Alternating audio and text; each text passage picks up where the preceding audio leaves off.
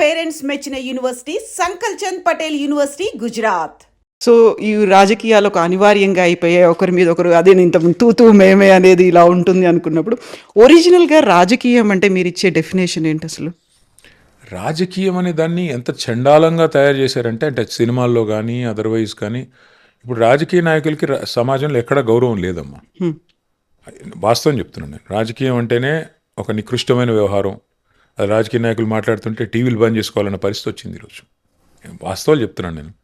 But end of the day though మీకు ఇష్టం ఉన్నా లేకపోయినా ఈ రాజకీయమే ప్రజాస్వామ్యంలో మీ ప్రతి దైనందిన జీవితంలో ప్రతి చర్యని స్పృశించేది, ప్రభావితం చేసేది, నిర్ణయించేది రాజకీయమే. అల్టిమేట్గా ప్రజాప్రతినిధులు ఎవరైతే ఉన్నారో వారే తెల్లారలేస్తే మీరు మాడే ఉప్పు, పప్పు, సబ్బు, మీ బండ్లో పోసుకునే డీజిల్, పెట్రోల్తో సహా అన్నిటి ధరలు, వాటి ట్యాక్సులు నిర్ణయించేది రాజకీయమే.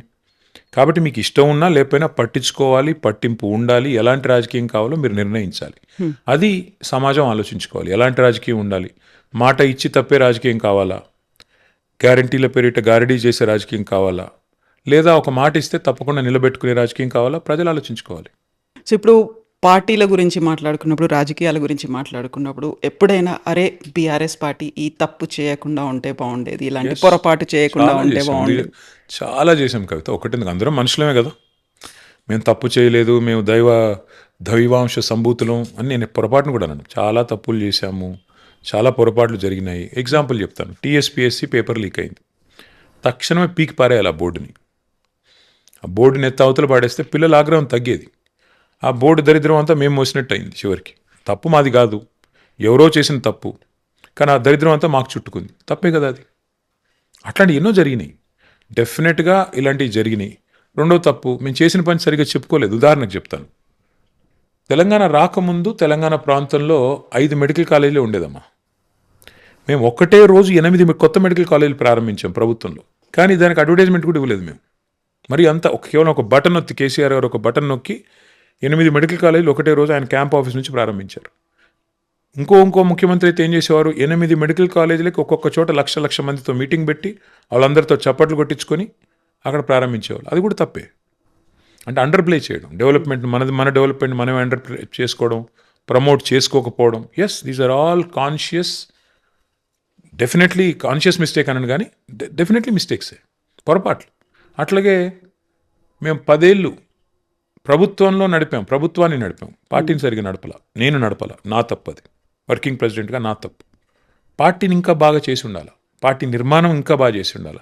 మా కార్యకర్తల కష్టాలు కానీ, ఇంకోటి కానీ, కన్నీళ్ళు కానీ, వాళ్ళకి ఇచ్చే నామినేటెడ్ పొజిషన్లు కానీ, ఇవన్నీ కూడా ఇంకొద్దిగా శ్రద్ధ పెట్టి పనిచేయాలి. కానీ మేమేమనుకున్నామంటే కొత్త రాష్ట్రం, కష్టపడి తెచ్చుకున్న రాష్ట్రం, 100 మంది త్యాగాలతో వచ్చిన రాష్ట్రం, ప్రజలు కోరుకుంటుంది డెవలప్మెంట్, ప్రజలు కోరుకుంటుంది సంక్షేమం, దాని మీద దృష్టి పెడదామని చెప్పి 24/7 ఒక టాస్క్ లాగా పనిచేసాం. పార్టీని విస్మరించాం.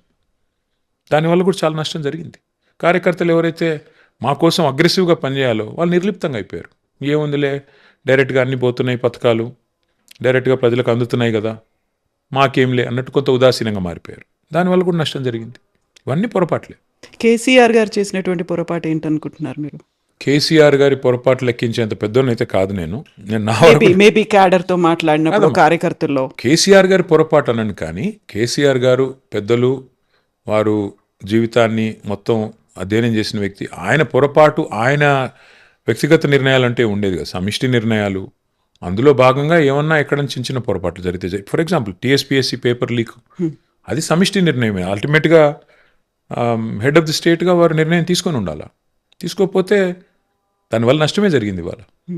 కేసీఆర్ గారికి సంబంధించి ఆయన ఉద్యమ లీడర్గా ఉండి ఆ తర్వాత సీఎంగా మారిన తర్వాత మారిపోయాడు అనేటువంటి ఒక తీవ్రమైనటువంటి ఒక మాట, ఆరోపణ వినిపించేది. ఆ తర్వాత సీఎం నుంచి ప్రతిపక్ష నాయకుడిగా మారింది. ఆయన మారాల్సినటువంటి అవసరం ఉంది అనేది సో పర్టికులర్గా పార్టీ క్యాడర్ దగ్గర నుంచే వినిపించింది. ఆంగ్లంలో ఒక సామెత ఉందమ్మా, success has many fathers, failure is an orphan.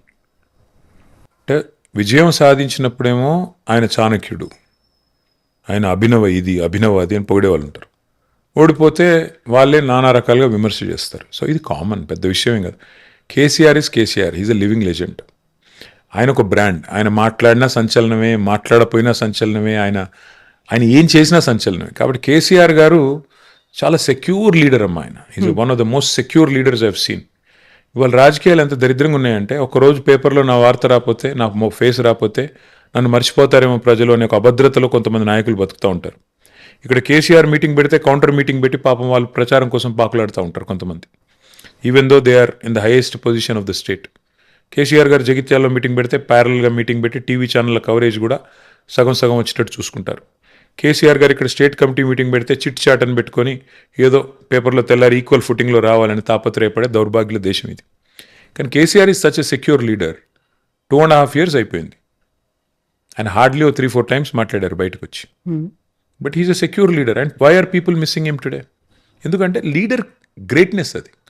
ఒక లీడర్ అనేవాడు ఆయన చేసిన పని తరతరాలుగా గుర్తుండిపోతుంది కాబట్టి, ఒక ఇంప్రింట్ ఉంటుంది కాబట్టి, ఒక చెరగని ముద్ర ఉంటుంది కాబట్టి లీడర్కి ఇన్సెక్యూరిటీ ఉండకూడదు. That is KCR.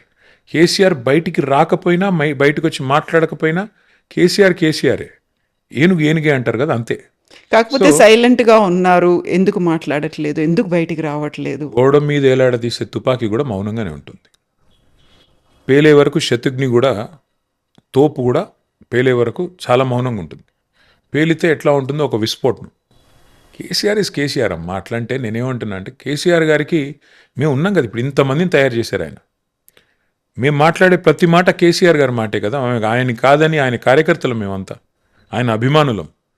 ఆయన మాకు ఇచ్చే డైరెక్షన్ ప్రకారమే మేము మాట్లాడతాం. మేము తీసుకునే ప్రతి కార్యక్రమం, మేము చేసే ప్రతి పోరాటం కేసీఆర్ గారి బ్లెస్సింగ్ లేకుండా అవుతుందా? కేసీఆర్ గారు చెబితేనే మేము ముందుకు నడిచేది. కాబట్టి ఆయన నడిపిస్తున్నాడు. నాయకుడు అనేవాడు నడిపించాలి. ప్రతి సందర్భంలో నాయకుడు అనేవాడు ముందు ఉండాల్సిన అవసరం లేదు. వెనకాల ఆయన నుంచి అట్లా ఒక శక్తిలాగా అట్లా ఉండి మమ్మల్ని బ్లెస్సింగ్ ఇస్తే చాలు. ఆయన నాకు తెలియక అడుగుతా, మమ్మల్ని తట్టుకోలేకపోతున్నాడు చిట్టినాయుడు. కేసీఆర్ గారు ఎందుకమ్మా ఆయనకి? నాకు అర్థం కాదు. కేసీఆర్ స్థాయి మనిషి కాదు ఆయన. ఎప్పుడు వస్తారు అంటే బయటికి? కేసీఆర్ గారికి నేను నీకు అప్పుడు కూడా చెప్పాను, మళ్ళీ చెప్తాను. ఎప్పుడు గేర్ మార్చాలో కారుది ఆయనకి తెలుసు. So leave it to him. He's the leader. Okay, he's the man who decides. So ఆయన ప్రోగ్రామ్ డిసైడ్ చేసేంత పెద్దవాళ్ళం మేము ఎవరం కాదు. ఆయన ప్రోగ్రామ్ ఏంటో, ఆయన ఎప్పుడు రావాలో, ఏం చేయాలో, ఎలా చేయాలో ఆయనకు తెలుసు. Okay, I don't want to enter into politics అనుకున్నాను, కానీ అనివార్యంగా అవి కూడా వచ్చేస్తాయి. బట్ మీరు చాలా చాలా చాలా రోజులు అవుతుంది ట్విట్టర్లో ఆస్క్ కేటీఆర్ అనేటువంటి ఒక సెగ్మెంట్ని అస్సలు కండక్ట్ చేయట్లేదు. చేయలేదమ్మా. ఎందుకు? టైం దొరకట్లేదు ఈ మధ్యన ఎక్కువ. నిజానికి చెప్పాలంటే నన్ను ఇంట్లో కూడా తిడుతున్నారు. నువ్వు గవర్నమెంట్లో బిజీ అన్నావు, ప్రతిపక్షంలో బిజీ అంటున్నావు, ఏంది ఇది, ఎప్పుడు ఇంకా ఫ్రీ అవుతావని. So what I realised is time పడుతుంది. బట్ ఈ మధ్యన ఎక్కువ టైం దొరకట్లేదు. ఇంకెక్కువ తిరుగుతున్నాను, టైం దొరకట్లేదు ఆనెస్ట్గా. సో టైం దొరకట్లేదు అనుకున్నప్పుడు బయట మీరు ఎంత చేసినప్పటికి కూడా, ఈవెన్ వాళ్ళు సంతృప్తి ఉందా, ఎక్స్పెక్టేషన్స్ ఉన్నాయా, ఇవన్నీ అయినప్పుడు కూడా చెయ్యలేదు అని తిట్టుకునేవాళ్ళు. ఇంతసేపు మేము వెయిట్ చేసినప్పుడు అరే ఇంకెంతసేపు అంటే కింద చాలామంది ఉన్నారు, టైం పడుతుంది, ఇవన్నీ ఉన్నప్పుడు కంప్లైంట్స్ అనేవి ఉంటాయి. దెన్ ఫ్యామిలీ టైం అనుకున్నప్పుడు అక్కడ ఫ్యామిలీలోంచి కూడా కొన్ని గొడవలు అనేవి ఉంటాయి, కొన్ని అర్థం చేసుకోవాల్సినటువంటి అవసరాలు ఉంటాయి. You are not spending much time with them. పిల్లలకి స్కూళ్ళకి కాలేజీలకి వెళ్ళాలి అంటే how you are like able to manage those things? I'm not able to manage. ఎవరు చెప్పాడు మీకు నేను మేనేజ్ చేస్తున్నాను? ఎనీ సక్సెస్ఫుల్ పర్సన్ అంటే వాళ్ళ ప్రొఫెషన్లో సక్సెస్ఫుల్ కావాలి అనుకుంటే they have to make personal sacrifices. There is no choice. Number 1. Number 2, చాలామంది మాడుతుంటారు వర్క్ లైఫ్ బ్యాలెన్స్ అని. వర్క్ లైఫ్ బ్యాలెన్స్ అంటే ఏమి ఉండదమ్మా. That's nonsense. అది ఇంపాసిబుల్. అది ఎవడి వల్ల కాదు, అది ఇంపాసిబుల్. అది అచీవ్ చేయడం అనేది సామాన్యమైన విషయం కాదు, అది జరగని పని. ఇప్పుడు మనం ఈరోజు ఇక్కడ కూర్చొని మాట్లాడుతున్నాం. మీ ఇంటి వాళ్ళు ఎదురు చూస్తూ ఉంటారు, మా ఇంటి వాళ్ళు ఎదురు చూస్తుంటారు. ఎక్కడుంది వర్క్ లైఫ్ బ్యాలెన్స్?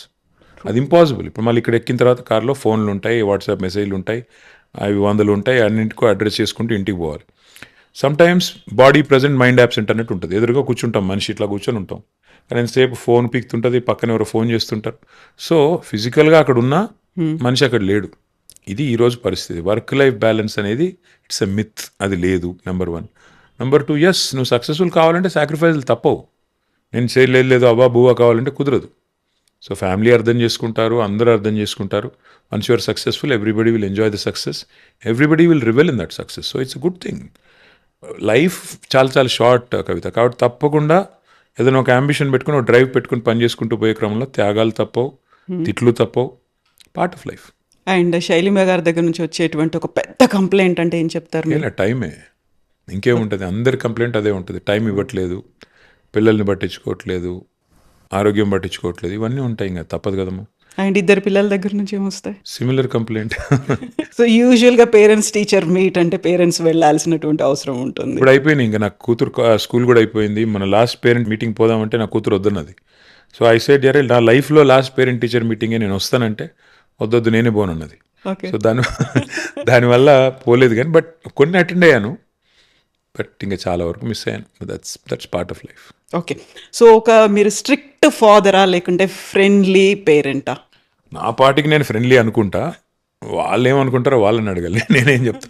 నా పాటికి నేను చాలా కూల్ ఫాదర్ అనుకుంటా, కాకపోతే అట్లా ఉండదు కదా, ఇక కిడ్స్ విల్ థింక్ అదర్వైజ్, కానీ but I think pretty lenient father. ఒకప్పుడు మీరు మండేస్ హ్యాండ్లూమ్ని ప్రమోట్ చేయాలి అనేవాడు, ఇప్పుడు కూడా చేస్తున్నారా? ఇప్పుడు కూడా ఎవ్రీ మండే వేసుకుంటున్నాను. ఇప్పుడు కూడా మా టీం కూడా వేసుకుంటున్నారు. మా ప్రయత్నం మేము చేస్తున్నాం.